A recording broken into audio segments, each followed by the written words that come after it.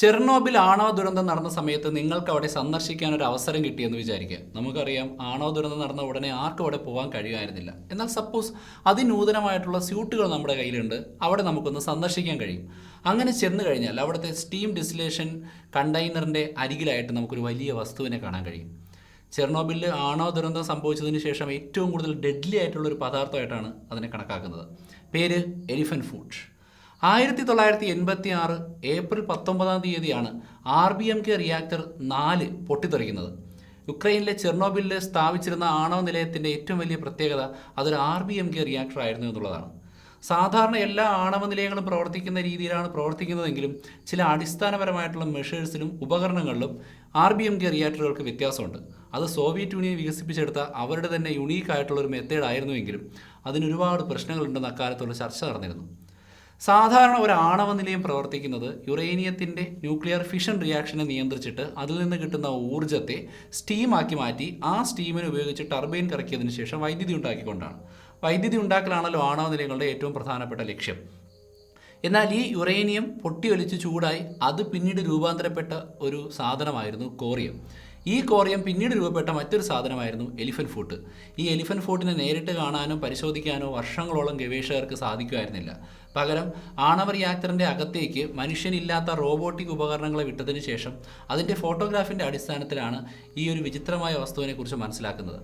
അവിടെ കാണപ്പെടുന്ന elephant foot എന്ന് പറയുന്ന പദാർത്ഥം മനുഷ്യൻ ഇതുവരെ ഭൂമിയിൽ വേറെങ്ങും ഉണ്ടാക്കിയിട്ടില്ല എന്ന് മാത്രമല്ല, ഭൂമിയിൽ കാണപ്പെടുന്നുമില്ല. നമുക്കറിയാവുന്ന യൂണിവേഴ്സിൻ്റെ ഒരു സ്ഥലത്തും ഉണ്ടാവുകയില്ല. അതിന് റീസൺ നമ്മുടെ അഡ്വാൻസ്ഡ് ടെക്നോളജി ഉപയോഗിച്ചുകൊണ്ട് നമ്മൾ ഉണ്ടാക്കിയ ഒരു ആണവ നിലയം പൊട്ടിത്തെറിച്ചപ്പോഴാണ് എലിഫന്റ് ഫുട്ടിന് കാരണമായിട്ടുള്ള പദാർത്ഥങ്ങൾ രൂപപ്പെട്ടത് എന്നുള്ളതാണ്. ഒരു IBMK റിയാക്ടറിൻ്റെ ഏറ്റവും പ്രധാനപ്പെട്ട ഒരു ഫ്ലോ ആയിട്ട് യുക്രൈനിലെ ചെർണോബിലിൽ പറയുന്നത് അതിൻ്റെ ന്യൂക്ലിയർ ഇന്ധനം വച്ചിരിക്കുന്ന കണ്ടെയ്നറിൻ്റെ മുകൾ ഭാഗത്തുള്ള ഡോമിൻ്റെ സുരക്ഷിതത്വക്കുറവാണ്. കാരണം ഒരു ആണവ ഇന്ധനം പൊട്ടിത്തെറിക്കുമ്പോൾ അത് അണുബോംബിൻ്റെ ഒരു മിനി വെർഷനായിട്ടാണ് പ്രവർത്തിക്കുക. അണുബോംബിനകത്ത് നടക്കുന്നത് ഒരു ചെയിൻ റിയാക്ഷനാണ്. യുറേനിയം, പ്ലൂട്ടോണിയം പോലെയുള്ള റേഡിയോ ആക്റ്റീവ് മെറ്റീരിയലുകൾ അവ സ്ഥിരമല്ലാത്തത് കൊണ്ട് റേഡിയേഷൻ പുറത്ത് വിട്ടുകൊണ്ടിരിക്കും. ഈ റേഡിയേഷൻ എന്ന് പറഞ്ഞാൽ നമ്മുടെ പ്രകാശം ഉൾപ്പെടെയുള്ള ഇലക്ട്രോമാഗ്നറ്റിക് റേഡിയേഷൻ്റെ ഏറ്റവും ഊർജ്ജം കൂടിയ രൂപമാണ്. ഗാമ, പിന്നെ എക്സ്റേ തുടങ്ങിയ കിരണങ്ങളാണ് പ്രധാനമായിട്ട് റേഡിയേഷനായിട്ട് പുറത്തേക്ക് വരുന്നത്. ആൽഫ പാർട്ടിക്കിളും ബീറ്റ പാർട്ടിക്കിളുകളൊക്കെ തന്നെ പുറത്തേക്ക് വരാറുണ്ടെങ്കിലും ഇവയൊക്കെ തന്നെ പലതരത്തിലുള്ള ഊർജ്ജ രൂപങ്ങളായിട്ടാണ് നമ്മുടെ ശരീരത്തെയും ചുറ്റുപാടിനെയും ഒക്കെ ബാധിക്കുന്നത്. ഒരു RBMK റിയാക്ടറിൽ പ്രധാനമായിട്ടും ബോംബിൽ നടക്കുന്ന ഒരു ന്യൂക്ലിയർ ഫിഷൻ പോലെയുള്ള പ്രവർത്തനം പൊതുവെ എല്ലാ ആണവ നിലയങ്ങളിലും നടക്കുമെങ്കിലും ന്യൂട്രോണുകളെ കൺട്രോൾ ചെയ്യാനുള്ള ഒരു സംവിധാനം ഉണ്ടായിരിക്കും. ബോംബ് ഡ്രോപ്പ് ചെയ്ത് കഴിഞ്ഞാൽ ഒരു ന്യൂട്രോൺ ചെന്ന്, അല്ലെങ്കിൽ ന്യൂട്രോൺ പുറത്തുവിടാൻ കഴിയുന്ന പദാർത്ഥത്തിൽ നിന്ന് ഒരുപാട് ന്യൂട്രോണുകൾ ചെന്ന് ഈ ആവശ്യത്തിന് ക്രിട്ടിക്കൽ മാസുള്ള യുറേനിയം, പ്ലൂട്ടോണിയം തുടങ്ങിയ പദാർത്ഥങ്ങൾ ചെന്നിടിക്കുന്നു. അപ്പോൾ ഇവ സ്പ്ലിറ്റ് ആവുന്നു, കൂടുതൽ ന്യൂട്രോൺ ഉണ്ടാകുന്നു, കൂടുതൽ ന്യൂട്രോണുകൾ മറ്റ് ആറ്റങ്ങളിൽ ചെന്നിടിക്കുന്നു, അവ സ്പ്ലിറ്റ് ആവുന്നു. അങ്ങനെ നിയന്ത്രണമില്ലാത്ത രീതിയിൽ ഊർജ്ജം പുറത്തു വന്നുകൊണ്ടിരിക്കും. അപ്പോൾ ഈ ന്യൂക്ലിയർ ഇന്ധനത്തിൻ്റെ പ്രത്യേകത വളരെ കുറഞ്ഞ പദാർത്ഥത്തിൽ നിന്നും ഒരുപാട് ഊർജ്ജമുണ്ടാകും എന്നുള്ളതാണ്. ആണവ നിലയത്തിലേക്ക് വന്നാൽ ഇതുപോലെ nuclear fission chain reaction start ചെയ്യുമെങ്കിലും പലതരത്തിലുള്ള പദാർത്ഥങ്ങൾ ഉപയോഗിച്ചുകൊണ്ട് ഈ ന്യൂട്രോണിനെ അബ്സോർബ് ചെയ്ത് അതിനെ നിയന്ത്രണ വിധേയമാക്കും. അപ്പോൾ ഒരു ആണവ നിലയത്തിൽ കുറേ ന്യൂക്ലിയർ ഇന്ധനം ഇരിപ്പുണ്ട്. അതിനകത്ത് ന്യൂക്ലിയർ ഫിഷൻ റിയാക്ഷൻ നടക്കാൻ ആവശ്യമായ സാഹചര്യങ്ങൾ ഉണ്ടാക്കുന്നു. അവിടെ ഫിഷൻ നടക്കുന്നു. ഒരുപാടുണ്ടാകുന്ന ന്യൂട്രോണുകളെ നമ്മൾ ഗ്രാഫൈറ്റ് പോലെയുള്ള റോഡുകളും മറ്റ് പദാർത്ഥങ്ങളും ഉപയോഗിച്ച് നിയന്ത്രിക്കുന്നു. എന്നാൽ ഗ്രാഫൈറ്റിൻ്റെ പ്രത്യേകതയുണ്ട്. അതൊരുപാട് ചൂടായി കഴിഞ്ഞാൽ തീ പിടിക്കുകയും ഈ തീ യുറേനിയത്തിലേക്ക് പടരുകയും യുറേനിയം തീ പിടിക്കുകയും അത് 2000 ഡിഗ്രി സെൽഷ്യസിന് മുകളിലേക്ക് താപനില ഉയർത്തുകയും ചെയ്യുന്ന ഒരു പ്രശ്നമുണ്ട്. ഇതേ പ്രശ്നമായിരുന്നു RBMK റിയാക്ടറുകൾക്ക് പൊതുവേ ഉണ്ടായിരുന്നത്. അതായത് കൃത്യമായിട്ടുള്ള രീതിയിൽ കൂൾ ചെയ്തില്ല എങ്കിൽ അതിൻ്റെ ന്യൂട്രോണുകളെ കൺട്രോൾ ചെയ്യാനായിട്ട് ഉപയോഗിക്കുന്ന ഗ്രാഫൈറ്റ് റോഡുകൾക്ക് തീ പിടിക്കും. ഇങ്ങനെ ഉപയോഗിക്കാൻ പാടില്ല. അതായിരുന്നു അതിൻ്റെ ഏറ്റവും വലിയ ഫ്ലോ.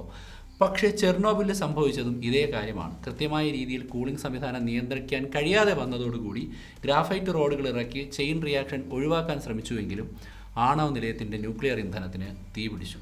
ഭൂം, അത് പൊട്ടിത്തെറിച്ചതിന് ശേഷമുണ്ടായ ഒരു സാധനമാണ് കോറിയം.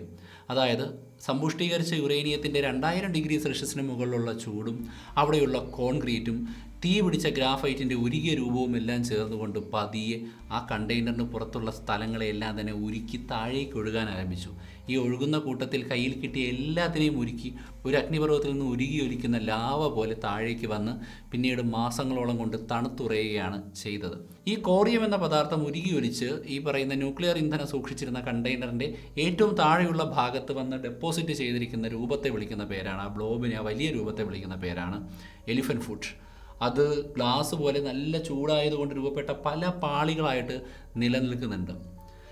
കോറിയം എലിഫന്റ് ഫൂട്ടായി മാറാൻ ഒരുപാട് സമയമെടുത്തിട്ടുണ്ട്. കാരണം ആണവ നിലയത്തിൻ്റെ പൊട്ടിത്തെറിക്ക് ശേഷം അവിടെയുള്ള പ്രതിരോധ പ്രവർത്തനങ്ങൾ കഴിഞ്ഞ് ഒരുപാട് ആളുകൾക്ക് അപകടം പറ്റുകയും ഒരുപാട് പേര് മരിക്കുകയും ചെയ്തതിന് ശേഷം 8 മാസത്തിന് ശേഷമാണ് ഈ ഒരു പദാർത്ഥത്തെ കണ്ടെത്തുന്നത്. നേരിട്ട് മനുഷ്യർക്ക് അപ്പോഴൊന്നും അങ്ങോട്ട് പോകാൻ കഴിയില്ല, എത്ര സുരക്ഷിതമായ സൂട്ടുണ്ടെങ്കിലും. പിന്നീട് കുറേ വർഷങ്ങൾക്ക് ശേഷമാണ് ഒരു കൂട്ടം ഗവേഷകർ അതിൻ്റെ ഉള്ളിൽ കൃത്യമായിട്ടുള്ള സുരക്ഷാ സംവിധാനങ്ങളോടുകൂടി ഈ എലിഫന്റ് ഫൂട്ടിനെ കുറിച്ച് പഠിക്കാനായിട്ട് പോകുന്നത്. അത് കോറിയമായി നിന്നിരുന്ന സമയത്ത്, അല്ലെങ്കിൽ അത് തണുത്തുറഞ്ഞാണല്ലോ എലിഫന്റ് ഫൂട്ടാവുന്നത്, അതിനു മുൻപ് ഏകദേശം 8000 റോൺജിനോളം റേഡിയേഷൻ പുറത്തുവിട്ടിരുന്ന ഒരു വലിയ പദാർത്ഥമായിരുന്നു എന്നാണ് ഗവേഷകർ പറയുന്നത്. ചെർണോബിൽ പൊട്ടിത്തെറിച്ചു. അവിടെ ഒരുപാട് ന്യൂക്ലിയർ ഇന്ധനം വായുവിലും മറ്റും കലർന്നെങ്കിലും ഏറ്റവും കൂടുതൽ റേഡിയേഷൻ പുറത്തുവിടുന്ന ആ ഒരു യുറേനിയം ഇന്ധനത്തിൻ്റെ ഒരു മിക്സായിരുന്നു അവിടെ കണ്ട പദാർത്ഥം. 8000 റോൺജൻ എന്ന് പറയുമ്പോൾ ഈ റേഡിയേഷൻ പുറത്തുവിടുന്ന അളവിനെ പറയുന്ന ഒരു യൂണിറ്റാണ്. അതേസമയം നമ്മുടെ ഭൂമിയിൽ പല സ്ഥലങ്ങളിലും റേഡിയേഷൻ ഉണ്ട്. ഒരു ബാക്ക്ഗ്രൗണ്ട് റേഡിയേഷൻ എന്ന് വിളിക്കും. അത് അത്രത്തോളം നമുക്ക് ഹാനികരമല്ല. അത് ഏകദേശം 0.1 മുതൽ 0.2 മൈക്രോ റോൺജനാണ്. അതിനേക്കാൾ 20 ലക്ഷം അധികം മടങ്ങ് റേഡിയേഷനാണ് ഈ ഒരു പദാർത്ഥം മാത്രം പുറത്തുവിടുന്നത്. അതായത് മനുഷ്യൻ ആ സമയത്ത് ഈ എലിഫന്റ് ഫൂട്ട് ഉണ്ടാകാൻ കാരണമായ ലാവ പോലെ ഉരുകി ഒലിച്ച കോറിയം എന്ന് പറയുന്ന പദാർത്ഥത്തിൻ്റെ അടുത്ത് പോയി നിൽക്കുകയായിരുന്നുവെങ്കിൽ സെക്കൻഡുകൾ കൊണ്ട് 30 സെക്കൻഡിനകം മരിച്ചു വീഴുമായിരുന്നു. അതിനു മുമ്പ് തന്നെ ശരീരം ബേണാവും. ഈ ശക്തമായിട്ടുള്ള ഊർജം ഉള്ള പാർട്ടിക്കിളുകളും കിരണങ്ങളും ശരീരത്തിൽ അടിച്ചു കയറിയതിന് ശേഷം നമ്മുടെ ലോലമായ ബയോളജിക്കൽ തന്മാത്രകൾക്കകത്തുള്ള ഇലക്ട്രോണുകൾക്ക് ഊർജ്ജം കൊടുക്കുകയും അവ നമ്മുടെ ശരീരത്തിൻ്റെ ബോണ്ടിൽ നിന്ന് ചാടിപ്പോവുകയും ചെയ്യും. ഈ ബോണ്ടുകൾ ചാടിപ്പോയാൽ, ഇപ്പോൾ DNA-യിൽ നിന്നുള്ള ബോണ്ടുകളൊക്കെ സ്പ്ലിറ്റായി കഴിഞ്ഞാൽ നമ്മുടെ ജനിതക ഘടനയിൽ തന്നെ വ്യതിയാനം ഉണ്ടാവുകയും ശരീരത്തിന് റിപ്പയർ ചെയ്യാൻ കഴിയാത്ത രീതിയിലുള്ള പ്രശ്നങ്ങൾ ഉണ്ടാവുകയും ഇൻറ്റേർണൽ ഓർഗൻസിന് ഡാമേജ് ഉണ്ടാവുകയും ക്രമേണ മരണം ഉണ്ടാവുകയും ചെയ്യും. ഇനി മരണം ഉണ്ടാകുന്നതിന് മുൻപ് അവിടെ നിന്ന് രക്ഷപ്പെട്ടാലും ലുക്കീമിയ ഉൾപ്പെടെയുള്ള പലതരത്തിലുള്ള ബ്ലഡ് ക്യാൻസറുകൾ വരാൻ സാധ്യതയുള്ള രീതിയിലേക്ക് ആ വ്യക്തിയുടെ ശരീരം മാറുകയായിരിക്കും ചെയ്യുക.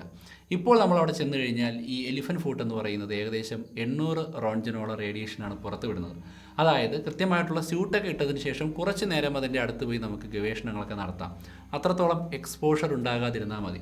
ഇപ്പോൾ യാത്രികർക്ക് ചെർണോബിലിൽ ചെന്നിട്ട് സഞ്ചാരികൾക്ക് അവിടെ നിരീക്ഷിക്കാനോ ഒക്കെ കഴിയുന്നുണ്ടെങ്കിലും ഒരുപാട് നേരം അവിടെ പിടിച്ചിരിക്കാൻ കഴിയില്ല. കാരണം ഒരു പരിധിയിലധികം റേഡിയേഷൻ ശരീരത്തിൽ അടിച്ചു കഴിഞ്ഞാൽ ഇപ്പോഴും അവിടെ ദോഷമാണ്. അതായത് ചെർണോബിൽ എന്ന് പറയുന്ന ആണവ നിലയത്തിൻ്റെ ദുരന്തം കാണിക്കുന്ന ഒരു പ്രതീകമായിട്ട് നിലനിൽക്കുന്ന ഒന്നാണ് എലിഫന്റ് ഫൂട്ട്. അതിനിയും 100 കണക്കിന് 1000 വർഷം റേഡിയേഷൻ പുറത്തുവിട്ടുകൊണ്ടേയിരിക്കും.